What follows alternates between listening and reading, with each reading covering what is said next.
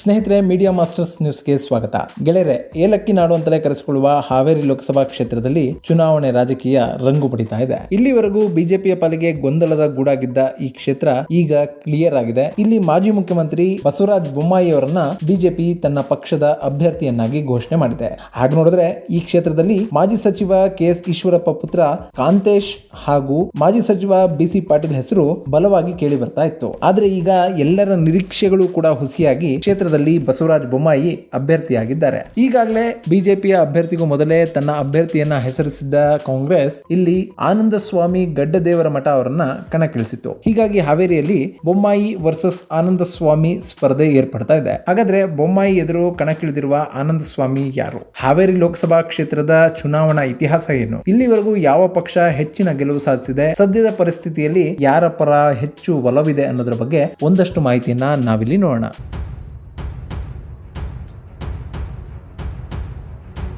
ಗೆಳೆಯರೆ, ಕಳೆದ 3 ಲೋಕಸಭಾ ಚುನಾವಣೆಯಲ್ಲಿ ಈ ಕ್ಷೇತ್ರದಿಂದ ಬಿಜೆಪಿಯ ಅಭ್ಯರ್ಥಿಯಾಗಿ ಕಣಕ್ಕಿಳಿತಾ ಇದ್ದದ್ದು ಶಿವಕುಮಾರ್ ಉದಾಸಿ ಅವರೇ.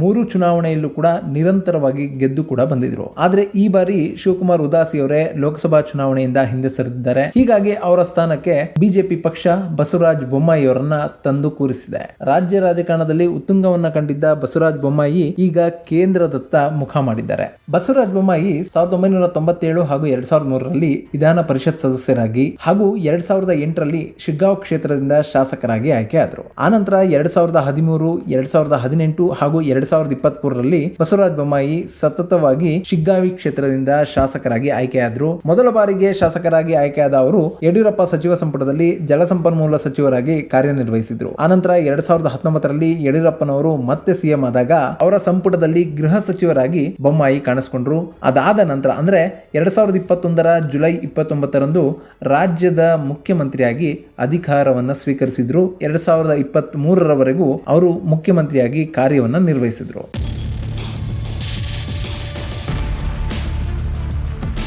ಅಂದಹಾಗೆ ಬೊಮ್ಮಾಯಿ ಅವರ ತಂದೆ SR ಬೊಮ್ಮಾಯಿ 1988ರಲ್ಲಿ ರಾಜ್ಯದ ಮುಖ್ಯಮಂತ್ರಿ ಆಗಿದ್ರು. ಆ ಬಳಿಕ ರಾಷ್ಟ್ರ ರಾಜಕಾರಣದತ್ತ ಮುಖ ಮಾಡಿ 1992 ಹಾಗೂ 98ರಲ್ಲಿ 2 ಬಾರಿ ರಾಜ್ಯಸಭಾ ಸದಸ್ಯರಾಗಿ ಆಯ್ಕೆಯಾದರು. 1996ರಿಂದ 1998ರವರೆಗೆ ಮಾನವ ಸಂಪನ್ಮೂಲ ಅಭಿವೃದ್ಧಿ ಸಚಿವರಾಗಿ ರಾಷ್ಟ್ರ ರಾಜಕಾರಣದಲ್ಲೂ ಕೂಡ ತಮ್ಮ ಛಾಪನ್ನ ಮೂಡಿಸಿದ್ರು. ಇದೀಗ ತಂದೆಯಂತೆ ಪುತ್ರ ಕೂಡ ರಾಜ್ಯದ ಮುಖ್ಯಮಂತ್ರಿಯಾಗಿ ರಾಷ್ಟ್ರ ರಾಜಕಾರಣದತ್ತ ಮುಖ ಮಾಡ್ತಾ ಇದ್ದಾರೆ. ಇನ್ನು ಕಾಂಗ್ರೆಸ್ ಅಭ್ಯರ್ಥಿ ಆನಂದ್ ಗಡ್ಡದೇವರ ಮಠ ಮೂಲತಃ ಗದಗ ಜಿಲ್ಲೆಯ ಲಕ್ಷ್ಮೇಶ್ವರದವರು. ಶಿರಹಟ್ಟಿ ವಿಧಾನಸಭಾ ಕ್ಷೇತ್ರದ ಮಾಜಿ ಶಾಸಕ ಗಡ್ಡಯ್ಯ S ಗಡ್ಡದೇವರ ಮಠ ಅವರ ಪುತ್ರ ಈ ಆನಂದ್. ತಂದೆ ಗಡ್ಡಯ್ಯ ಅವರು ಹಾವೇರಿ ಗದಗ ಕ್ಷೇತ್ರದ ಜನರ ಜೊತೆ ತುಂಬಾನೇ ಒಡನಾಟವನ್ನ ಹೊಂದಿದ್ರು. ರಾಜಕೀಯ ಕುಟುಂಬದ ಹಿನ್ನೆಲೆಯನ್ನು ಹೊಂದಿರುವ ಆನಂದ ಸ್ವಾಮಿ ಗಡ್ಡದೇವರ ಮಠ ವಿದ್ಯಾರ್ಥಿ ಜೀವನದಲ್ಲೇ ರಾಜಕೀಯದಲ್ಲಿ ಆಸಕ್ತಿಯನ್ನು ಹೊಂದಿದ್ರು. ಇವರು 2008ರಲ್ಲಿ ರಾಜ್ಯ ಯುವ ಕಾಂಗ್ರೆಸ್ನ ಕಾರ್ಯದರ್ಶಿಯಾಗಿ ಪಕ್ಷ ಸಂಘಟನೆಯಲ್ಲಿ ಸಕ್ರಿಯವಾಗಿ ತೊಡಕೊಂಡ್ರು. ಇನ್ನು 2011ರಲ್ಲಿ ವಿಧಾನ ಪರಿಷತ್ ಚುನಾವಣೆಯಲ್ಲಿ ಕಾಂಗ್ರೆಸ್ ಪಕ್ಷದ ಅಭ್ಯರ್ಥಿಯಾಗಿ ಸ್ಪರ್ಧಿಸಿದ್ದ ಆನಂದ್ ಗಡ್ಡದೇವರ ಮಠ 2013ರಲ್ಲಿ ಬೆಳಗಾವಿ ಗ್ರಾಮೀಣ ವಿಧಾನಸಭಾ ಕ್ಷೇತ್ರದಲ್ಲಿ ಕಾಂಗ್ರೆಸ್ ಅಭ್ಯರ್ಥಿಯಾಗಿ ಕಣಕ್ಕಿಳಿಬೇಕು ಅಂತ ತಯಾರಿಯನ್ನ ನಡೆಸಿದ್ರು. ಆದರೆ ಕಾಂಗ್ರೆಸ್ ಆ ಕ್ಷೇತ್ರವನ್ನ ಲಕ್ಷ್ಮೀ ಹೆಬ್ಬಾಳ್ಕರ್ ಅವರಿಗೆ ಬಿಟ್ಟುಕೊಟ್ಟಿದ್ರಿಂದ ಆನಂದ ಸ್ವಾಮಿ ಗಡ್ಡದೇವರ ಮಠ ಬಂಡಾಯ ಅಭ್ಯರ್ಥಿಯಾಗಿ ಸ್ಪರ್ಧೆ ಮಾಡಿದ್ರು. 17,670 ಮತಗಳನ್ನ ಗಳಿಸಿಕೊಂಡ ಆನಂದ ಸ್ವಾಮಿ ಅಲ್ಲಿ ಸೋಲನ್ನು ಅನುಭವಿಸಿದ್ರು. ಆದ್ರೆ 2013ರಲ್ಲಿ ಕಾಂಗ್ರೆಸ್ನ ಅಧಿಕೃತ ಅಭ್ಯರ್ಥಿಯ ಸೋಲಿಗೆ ಕಾರಣ ಕೂಡ ಆಗಿದ್ರು. ಈ ಮೂಲಕ ಬೆಳಗಾವಿಯಲ್ಲೂ ಕೂಡ ತಮ್ಮದೇ ಅಭಿಮಾನಿ ಬಳಗವನ್ನು ಕೂಡ ಗಡ್ಡದೇವರ ಮಠ ಹೊಂದಿದ್ದಾರೆ ಅನ್ನೋದು ಸಾಬೀತಾಯಿತು. ಆ ನಂತರದಲ್ಲಿ ಅಂದ್ರೆ 2019ರಿಂದ 2023ರವರೆಗೆ ಎಲ್ಲಾ ಚುನಾವಣೆಗಳಲ್ಲೂ ಕೂಡ ಸಕ್ರಿಯವಾಗಿ ಕಾಂಗ್ರೆಸ್ ಪಕ್ಷವನ್ನ ಬಲಪಡಿಸುವ ನಿಟ್ಟಿನಲ್ಲಿ ತೊಡಕೊಂಡ್ರು. ಹೀಗಾಗಿ ಅವರಿಗೆ ಈ ಬಾರಿ ಹಾವೇರಿ ಕ್ಷೇತ್ರದ ಅಭ್ಯರ್ಥಿಯನ್ನಾಗಿ ಕಾಂಗ್ರೆಸ್ ಪಕ್ಷ ಘೋಷಣೆ ಮಾಡಿದೆ. ಹಾಗೆ ನೋಡಿದ್ರೆ ಆನಂದ ಸ್ವಾಮಿ ಗಡ್ಡದೇವರ ಮಠ ಕೂಡ DK ಶಿವಕುಮಾರ್ ಅವರ ಬಣದಲ್ಲಿ ಹೆಚ್ಚು ಕಾಣಿಸಿಕೊಳ್ತಾ ಇದ್ರು ಅನ್ನೋದು ಮತ್ತೊಂದು ವಿಶೇಷ.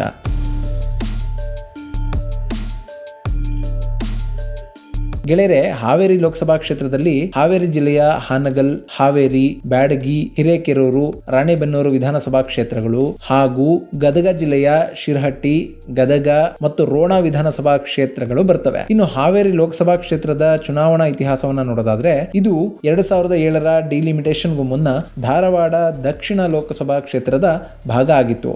ಆಗ ಕುಂದಗೋಳ, ಶಿಗ್ಗಾಂವ್, ಹಾನಗಲ್, ಹಿರೇಕೆರೂರು, ರಾಣೆಬೆನ್ನೂರು, ಬ್ಯಾಡಗಿ, ಹಾವೇರಿ ಹಾಗೂ ಶಿರಹಟ್ಟಿ ವಿಧಾನಸಭಾ ಕ್ಷೇತ್ರಗಳನ್ನ ಧಾರವಾಡ ದಕ್ಷಿಣ ಲೋಕಸಭಾ ಕ್ಷೇತ್ರ ಒಳಗೊಂಡಿತ್ತು. 1952ರಿಂದ 2004ರವರೆಗೆ ಈ ಕ್ಷೇತ್ರ ಅಸ್ತಿತ್ವದಲ್ಲಿತ್ತು. ಇಲ್ಲಿ ನಡೆದ ಒಟ್ಟು 14 ಚುನಾವಣೆಗಳಲ್ಲಿ ಈ ಕ್ಷೇತ್ರದಿಂದ 6 ಸಂಸದರು ಮಾತ್ರ ಆಯ್ಕೆಯಾಗಿ ಬಂದಿದ್ರು. ಅದರಲ್ಲೂ 14 ಚುನಾವಣೆಗಳಲ್ಲಿ 13 ಚುನಾವಣೆಗಳಲ್ಲಿ ಕಾಂಗ್ರೆಸ್ ಅಭ್ಯರ್ಥಿಗಳು ಗೆದ್ದಿದ್ರೆ ಕೊನೆಯ ಒಂದು ಚುನಾವಣೆಯಲ್ಲಿ ಮಾತ್ರ ಬಿಜೆಪಿಯ ಅಭ್ಯರ್ಥಿ ಗೆಲುವನ್ನ ಸಾಧಿಸಿದ್ರು. 1952 ಹಾಗೂ 57ರಲ್ಲಿ ಎನ್ ತಿಮ್ಮಪ್ಪ ರುದ್ರಪ್ಪ ಅವರು ಗೆದ್ರೆ 1962, 67, 71, 77 ಹಾಗೂ 80ರ ಚುನಾವಣೆಗಳಲ್ಲಿ ಫಕ್ರುದ್ದೀನ್ ಹುಸೇನ್ ಸಾಬ್ ಮೊಹ್ಸಿನ್ ಗೆಲುವನ್ನ ಪಡ್ಕೊಂಡಿದ್ರು. ಇನ್ನು 1984ರಲ್ಲಿ ಅಜಿತ್ ಸೇಠ್, ಇನ್ನು 1989, 91ರ ಚುನಾವಣೆಗಳಲ್ಲಿ BM ಮುಜಾಹಿದ್ ಹಾಗೂ 1996, 98, 99ರ ಚುನಾವಣೆಗಳಲ್ಲಿ IG ಸನದಿ ಇಲ್ಲಿಂದ ಸಂಸದರಾಗಿ ಆಯ್ಕೆಯಾಗಿದ್ರು. ಇವರೆಲ್ಲರೂ ಕೂಡ ಕಾಂಗ್ರೆಸ್ ಪಕ್ಷದಿಂದ ಸ್ಪರ್ಧೆ ಮಾಡಿ ಗೆಲುವನ್ನ ತಮ್ಮದಾಗಿಸಿಕೊಂಡಿದ್ರು.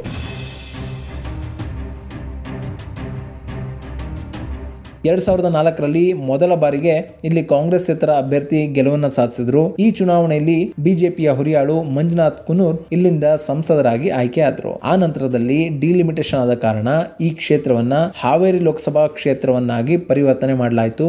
ಇನ್ನು ಹಾವೇರಿ ಲೋಕಸಭಾ ಕ್ಷೇತ್ರ ರಚನೆ ಆದಾಗಿಂದ ಈ ಕ್ಷೇತ್ರ ಬಿಜೆಪಿಯ ಭದ್ರ ಹಿಡಿತದಲ್ಲಿ ಸಿಕ್ಕಿ ಹಾಕೊಂಡಿದೆ. ಇಲ್ಲಿ ನಡೆದ 3 ಚುನಾವಣೆಗಳಲ್ಲೂ ಕೂಡ ಬಿಜೆಪಿಯ ಅಭ್ಯರ್ಥಿ ಶಿವಕುಮಾರ್ ಉದಾಸಿ ಸತತವಾಗಿ ಸಂಸದರಾಗಿ ಆಯ್ಕೆ ಆಗ್ತಾ ಬಂದಿದ್ದಾರೆ. ಇನ್ನು 2019ರ ಚುನಾವಣೆಯಲ್ಲಿ ಇವರ ಗೆಲುವಿನ ಅಂತರ 1,40,882 ಮತಗಳು. ಗೆಳೆಯರೆ, ಸದ್ಯದ ಪರಿಸ್ಥಿತಿಯಲ್ಲಿ ಹಾವೇರಿ ಲೋಕಸಭಾ ಕ್ಷೇತ್ರದ ವ್ಯಾಪ್ತಿಯಲ್ಲಿ ಬರುವ 8 ವಿಧಾನಸಭಾ ಕ್ಷೇತ್ರಗಳ ಪೈಕಿ 7ರಲ್ಲಿ ಕಾಂಗ್ರೆಸ್ ಹಾಗೂ 1 ಕ್ಷೇತ್ರದಲ್ಲಿ ಮಾತ್ರ ಬಿಜೆಪಿ ಶಾಸಕರಿದ್ದಾರೆ. ವಿಧಾನಸಭಾ ಚುನಾವಣೆಯಲ್ಲಿ ಕಾಂಗ್ರೆಸ್ಗೆ ಈ ಕ್ಷೇತ್ರದಲ್ಲಿ ಭಾರಿ ಬಹುಮತ ಸಿಕ್ಕಿದೆ. ಸೊ ಸದ್ಯದ ಮಟ್ಟಿಗೆ ಕಾಂಗ್ರೆಸ್ ಪರ ಅಲೆ ಇದೆ ಅನ್ನೋದು ಮೇಲ್ನೋಟಕ್ಕೆ ಕಾಣ್ತಾ ಇದೆ. ಆದ್ರೆ ಆನಂದ ಸ್ವಾಮಿ ಅವರಿಗೆ ಕಂಪೇರ್ ಮಾಡಿದ್ರೆ ಬಸವರಾಜ ಬೊಮ್ಮಾಯಿ ಅವರ ಪಾಪ್ಯುಲಾರಿಟಿ ತುಂಬಾನೇ ಜಾಸ್ತಿ ಇದೆ. ಬಸವರಾಜ ಬೊಮ್ಮಾಯಿ ರಾಜ್ಯದ ಮುಖ್ಯಮಂತ್ರಿ ಆಗಿದ್ದವರು. ಹೀಗಾಗಿ ಹಾವೇರಿ ಜಿಲ್ಲೆಯ ಎಲ್ಲಾ ಕ್ಷೇತ್ರಗಳಲ್ಲೂ ಕೂಡ ಬಸವರಾಜ ಬೊಮ್ಮಾಯಿ ಅವರ ಪರಿಚಯ ತುಂಬಾನೇ ಚೆನ್ನಾಗಿದೆ.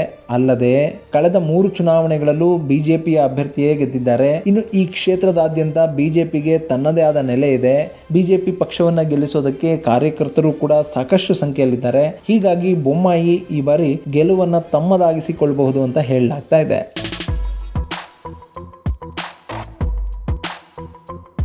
ಇನ್ನು ಇಲ್ಲಿನ ಜನಸಂಖ್ಯೆಯನ್ನ ಹಾಗೂ ಮತದಾರರ ಪಟ್ಟಿಯನ್ನ ಗಮನಿಸುವುದಾದ್ರೆ ಹಾವೇರಿ ಲೋಕಸಭಾ ಕ್ಷೇತ್ರ ಲಿಂಗಾಯತರ ಪ್ರಾಬಲ್ಯವನ್ನು ಹೊಂದಿದೆ. ಸುಮಾರು 6.8 ಲಕ್ಷದಷ್ಟು ಲಿಂಗಾಯತರಿದ್ರೆ ಪರಿಶಿಷ್ಟ ಜಾತಿ ಹಾಗೂ ಪರಿಶಿಷ್ಟ ಪಂಗಡದ 3,25,000 ಮತಗಳಿವೆ. ಹಾಗೇನೆ 3 ಲಕ್ಷದಷ್ಟು ಮುಸ್ಲಿಂ ಮತದಾರರು, 2.7 ಲಕ್ಷದಷ್ಟು ಕುರುಬ ಮತದಾರರು ಈ ಕ್ಷೇತ್ರದಲ್ಲಿ ಇದ್ದಾರೆ. ಇನ್ನು 50,000 ಗಂಗಮತಸ್ಥ, 45,000 ಬ್ರಾಹ್ಮಣ ಹಾಗೂ 1.95 ಲಕ್ಷ ಇತರೆ ಮತದಾರರಿದ್ದಾರೆ. ಹಾವೇರಿ ಲೋಕಸಭಾ ಕ್ಷೇತ್ರ 17,58,000 ಮತದಾರರನ್ನ ಹೊಂದಿದ್ರೆ ಅದರಲ್ಲಿ 8,89,000 ಪುರುಷ ಮತದಾರರಿದ್ದಾರೆ. ಹಾಗೇನೆ 8,68,000 ಮಹಿಳಾ ಮತದಾರರು ಇಲ್ಲಿದ್ದಾರೆ. ಸೊ ಈ ಕ್ಷೇತ್ರದಲ್ಲಿ ಲಿಂಗಾಯತರ ಪ್ರಾಬಲ್ಯ ಹೆಚ್ಚಾಗಿದೆ ಅನ್ನೋದು ಮೇಲ್ನೋಟಕ್ಕೆ ಕಂಡು ಬಂದರೂ ಅಹಿಂದ ಮತಗಳು ಕೂಡ ಅಷ್ಟೇ ಪ್ರಮಾಣದಲ್ಲಿವೆ. ಹೀಗಾಗಿ ಈ ಬಾರಿ ಹಾವೇರಿ ಲೋಕಸಭಾ ಕ್ಷೇತ್ರದ ಜನ ಮೋದಿಯವರ ಮುಖವನ್ನು ನೋಡಿ ಬಸವರಾಜ ಬೊಮ್ಮಾಯಿ ಅವರ ಕೈಯನ್ನ ಹಿಡಿತಾರ ಅಥವಾ ಸಿದ್ದರಾಮಯ್ಯ ಅವರ ಮುಖವನ್ನು ನೋಡಿ ಆನಂದ ಸ್ವಾಮಿ ಗಡ್ಡದೇವರ ಮಠರಿಗೆ